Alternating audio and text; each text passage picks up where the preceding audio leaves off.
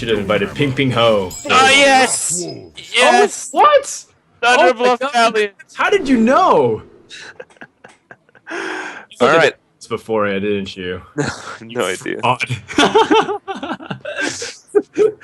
Dude, that's so funny. I can't believe you predicted it. You're a god. How did that even happen? It's like, okay, well, first of all, mid-range shaman, the reason why I would have counterpointed you was that even though, it feels like it'd be pretty good against Druid, it's susceptible to a lot of other things. Like if your opponent's playing aggressive stuff, mid-range shaman generally struggles against those fast burn things. And if you look at in the past, it was like Hunter, and aggro shaman is taking that place as the Hunter deck. So I feel like Seat story cups on the back of like Reno Freeze Mage or something. And are you trolling me, Crip? No. Oh no, you're okay. Never mind. No, yeah, you're absolutely right. I thought you were just poking fun at me because he beat me in the tournament with that Freeze Mage. Okay, yeah. To get to the top four to it, but yeah. Yeah, he did. It was really cool, and that was like the first playable wing of the League of Explorers, and he took a big gamble in doing it, and that's what makes JJ a really cool and compelling player, right? He's willing to take these big risks, like playing a mid-range shaman. What? This deck is dead. We had a moratorium a few months ago in honor of our friend Thrall, who is now being called Rexar for short, but oh god, that juggle's huge. This game is done. We're gonna see more of this mid-range shaman soon enough, I believe. No, he's got the totem golem. Oh no, he's overloaded. No, he's got nothing. God. Yeah. Okay. He has the Argent Squire. Yeah, nothing. He's gonna get feral spirited. That juggler's gonna do like another 12 damage this game. Oh man. It's brutal. Yeah, and everything's like lining up really well. The Feral Spirits on turn 3 exactly, so that way on turn 5 you have the mana to play Doomhammer. Yep. Yeah, it's ridiculous. This is like the most crushed we're gonna see a player get by this shaman deck. But to be fair, this is kind of exactly what we were talking about. Like this is probably its worst matchup, and maybe Jay just like, okay, screw it. I'm just gonna try to catch the Druid with it. And if the shaman wins, the shaman wins. I can't really beat that shaman. Flame tongue, no.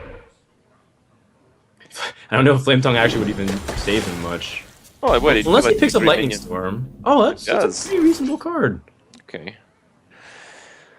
10 damage this turn. The healing wave negates the Doomhammer's effect, man. You just heal back up to 20. Yeah. Okay. I mean, maybe he's gonna have to get a ridiculous lightning storm, and then he's gonna have to taunt in front and hope that that Ostkaka never draws any relevant spells. And if all of those things happen, then yeah, maybe. Never say never. Ostkaka, by the way, has been flying a little bit under the radar just because he went so hard into the BlizzCon World Championships that he decided to take a little bit of a breather and not go too hard into other tournaments. I know people were expecting to see him a little bit more. He did play in a few other things. Spell damage! That's a board clear! That's a board clear! Guaranteed! Oh, he fought every single one anyway. So, now he has Defender of Argus, and he has Feral Spirits. Yeah, this really could work. Doomhammer can't get through very conveniently, because the Divine Shield as well, you have to ping that. Mm-hmm. He's on 4 mana, so he can't do any shenanigans like double Feral Spirit. I think Argus is probably the best play, and I think you want to hit it on the totem, spell damage totem, not the mana tide. You want to keep drawing. Crap! The dream is alive. 2 Feral Spirits. He needs elemental. Oh my goodness, that's nasty. That's lethal. Your dream was killed while you were giving your speech. Oh God, is this what they sang about when Anne Hathaway was singing in Les Mis? It was specifically this scenario, I think, she had in mind. My God, exact lethal. Not even a close. Yeah. But he had it. He had like the 2 Feral Spirit Wolves plays from SuperJJ, man. I don't even get it. All right, another mirror match here is going to be Rogue. We see the Auctioneer on one side, the Malagos on the other. I'd imagine where there's Malagos, there are more Auctioneers. So we're probably going to see very similar play styles from these rogue decks, even if there's only Malygos in one of them. Yeah, pretty awesome to see some rogue mirrors. It just takes me back to the old days where there's so much small nuance. With this matchup specifically, a lot of the early game damage does matter because very quickly you're going to have to evaluate how you race your damage. Because there's a big difference between eviscerating minion and eviscerating face set up for lethals. You also know Healbot's not really in the equation, so the range to heal has only been limited by Farseers, and there's not even Loatheb to cut off your opponent's turn for guarantee setups. So the dynamic of the matchup has changed pretty dramatically, and one of the most interesting things that you'll ever hear a rogue player talk about is attacking on turn 2 with the dagger. There's a lot of debate on like whether or not you do or don't. And like one time I got a 5-minute explanation from RDU about why you would and why you wouldn't in specific rogue versus rogue. It's pretty interesting. Okay. Well, Ostkaka did a snap call to attack there. I don't really think I don't really think there's much reason to play SI. Yeah, the SI the Fan of Knives is not really that impactful this early on, and even then, late stages of the game, it's not. I think drawing is much more impactful. You already have Gadgets, and you want to hit preps. Your other cards, like the Tomb Pillager on turn 4, doesn't have it, but he definitely has options here to use the Farseer to just get back a little bit of board. You want to use the Farseer here. You want to save the SI because the SI has a little bit more tempo now. It's going to give you more tempo when you actually played and redeem its full value. Malygos comes in the hand, which is just too early. You'd rather have Malygos when you have like Emperor already prepared and you draw pretty deep in your deck. God, that's a pretty... It is through a Blade Flurry, and it has to have spell power usually, although JJ has 2 deadly poisons, so it's probably not as necessary. This guy's toast. I wonder if JJ's gonna feel provoked to Blade Flurry now. He still doesn't have... Like, here's also a really interesting thing, is that you still aren't completely sure what kind of rogues your opponents are on, which changes that dynamic a lot. I think the Farseer is definitely the play here. No, Blade Flurry time. That means that Gadget's hand gets much better, but it's still 1 turn away. He needs a prep. He's gonna Azure Drake instead, unless he picks up the prep right now. I think it's still Azure Drake. Dan. Well, that's the thing. If you play Azure Drake here, SuperJJ is almost certainly going to do his own Garrison and then prep Eviscerate, and then you can actually punish that. Yeah, assuming it worked out conveniently that way, and not like prep, conceal, and then like backstab stuff, but. And now we see that JJ is at a pretty big disadvantage because Ostkaka is able to get his out much quicker. And he only plays the Farseer. He's going to try to keep his Gadgets in his hand right now so that way he can get better stuff. Gadgets hand into Deadly Poison, etc. With that Civ as well, there's going to be a lot of draws. So, going to pick up a handful of cards here this turn. And this is not looking good at all for JJ right now.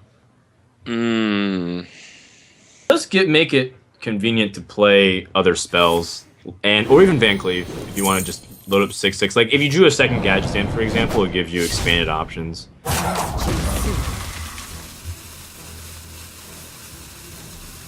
We haven't actually played much in terms of spells. This Van Cleave, I think, is going to be a 6/6. The Brotherhood shall... 8/8. No, 6/6. Okay. Yeah, but it's okay. He has 2 Drakes and a Thalnos, so he's still going to draw deeper into his deck. The thing is that he didn't go... He draws a backstab, it's going to work out. If he draws a prep, it's going to work out. Well, it looks like he's going to be willing to take a little bit of extra damage here. Yeah, prep, eviscerate. The Harrison Jones destroying the weapon is also highly relevant. Rogue, a lot of its tempo that it can gain is through the weapons, and if you want to spend 2 mana to reestablish it, it's a little painful at this stage. And this is don't be fooled by the 23, 25. I hate that. No, I don't know. It's definitely a tough play here. It's so interesting that he's playing the Cold Blood as well. This is exactly one of the reasons why Cold Blood is just very awkward and not really consistent a lot. But if you can get it on like your targets to end the game, it has such explosive potential compared to the Malygos version. So they're already splitting up their differences there. Okay, he has 2 Gadget Sands, so I think he feels comfortable being able to toss out a Shiv here. And Van Cleave by itself is not game-ending if you use it up. Backstab's not bad either. Yeah, that's just a redraw. And a prep, that's not bad at all. Now the sequencing is important here. You definitely don't want to prep first, as you would normally want to. Unless you have faith that you pick up sap number 2 immediately after, but it's highly unlikely. Even then, I think a backstab moving forward is pretty worthless.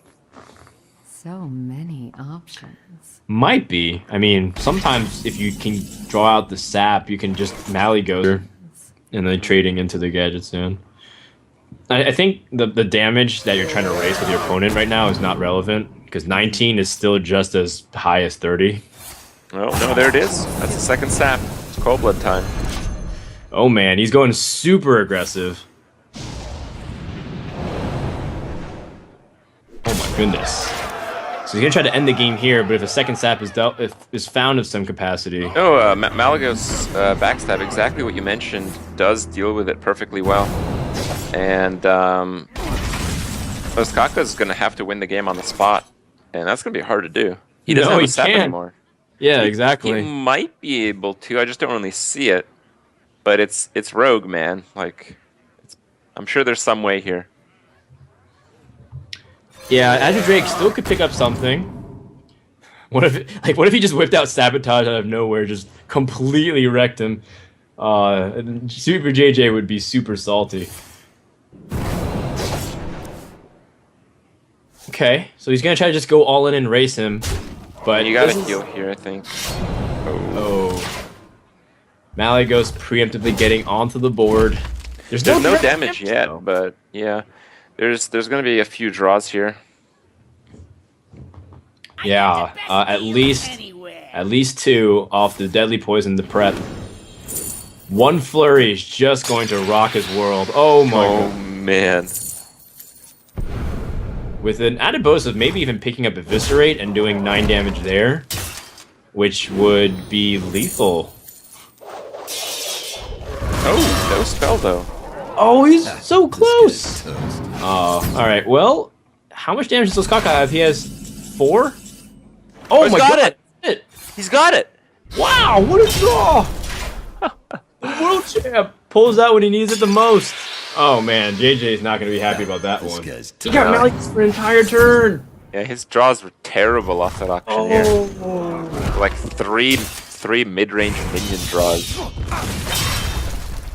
Yeah, the second Gadget Sand, Tomb Pillager, Value Teacher, and that means Ostkaka is up 2-0. Like a different frame of thinking here. I think just individually, the Druid deck is just the strongest deck in the tournament, right? So even if it pairs up well, we have to consider that the Druid deck is just on a different power level. I agree. On the surface, but it's not like this rogue can't sneak in a win. It's got by a teacher, so it's not completely dependent on just having Malygos to end it. And the lists also vary. Sometimes it's just one by the teacher, because you have so many other spells like Shivs that you don't really have room for other 4-drops. And even then, the best 4-drops are eliminated, like Pilot Shredder, Heal Bots, etc. Rogue's on coin, so that's already a big deal. But the biggest problem is that Druid doesn't have anything to do on turns 2 or turn 3 for now. One Innervate could probably change it, but yeah, Innervate would probably be the best card. It's that moment where you want to innervate a 5-drop before playing the 4. It's perfect. That will do. That will do. Yeah, it'll do, but I guess it's still a little bit late, because now you get to proactively go for the Tomb Pillager. And the reason why you want to go for the Tomb Pillager is because it challenges the most stats for the 5 mana, plus you get the coin back, which is a strong investment anyways. Harrison Jones drawing 2 more cards for the Druid, very powerful stuff. Alright, Very proactive Harrisons. Yeah, I like it. Ah, man, do you want to keep your Tomb Pillager alive so that you can have board tempo? But you don't. If you sap like Harrison, you're just gonna get. You're asking for trouble. Yeah, there's no way that you So can deal with it many otherwise. options. I think just trading is fine. Or just going face is fine as well. Yeah. That's true. If he picks up a value trade by killing the 3/3, you still have the SI7 agent. With Shiv. A little bit. I'm liking the Savage Combatant as well, but Emperor is almost too hard to pass when you have 7 cards in hand. One of them being Savage Roar. You have so much potential to end the game, and ultimately, because you want to combo Rogue before they get a chance to do anything, I'm definitely in favor of that. Shiv SI is only 3 damage, so it's not the clean removal you're looking for. Again, you don't want to spend your turn trading too much. You want to preserve your board as the Rogue. I think a sap here is fine as well. Oh, okay. Very Pick aggressive up this here. coin. Very aggressive. I like it. You know, you're not going to win off the back of Gadgetzan drawing one more card. You're going to win off of the board getting repetitive damage, and then Gadgetzan being able to finish off. You probably also want sap against the Ancient of War. Like, But you do know that's Malygos. I mean, you've gotten some pretty good information. So it's like you're less afraid of things like big board tempo stuff and then sprinting to refill the hand. You just have to worry that your opponent has a Gadgetzan and ultimately gets like the conceals. This play is pretty good. yep, clears the board. There is going to be an answer here from SuperJJ. Oh man, that's one of the best cards you could have asked for here.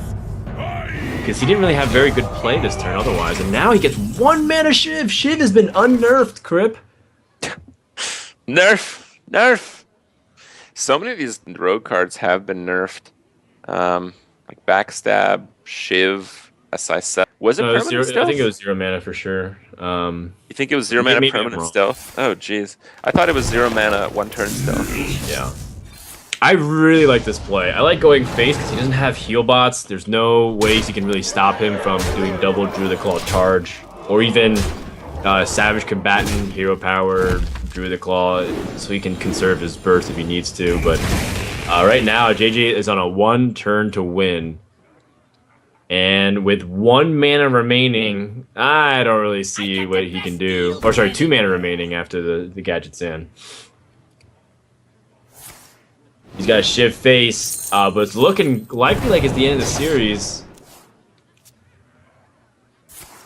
Yeah, like, he has to kill him, right? Yeah. And this is a good application of Force of Nature Savage Roar because so many people are used to seeing it as the I finish. just threw in the towel there. He had a few more draws and combos and stuff, but I think realizing that there's just no way to pull out a way to not lose next turn. He just keep it up. 3-0.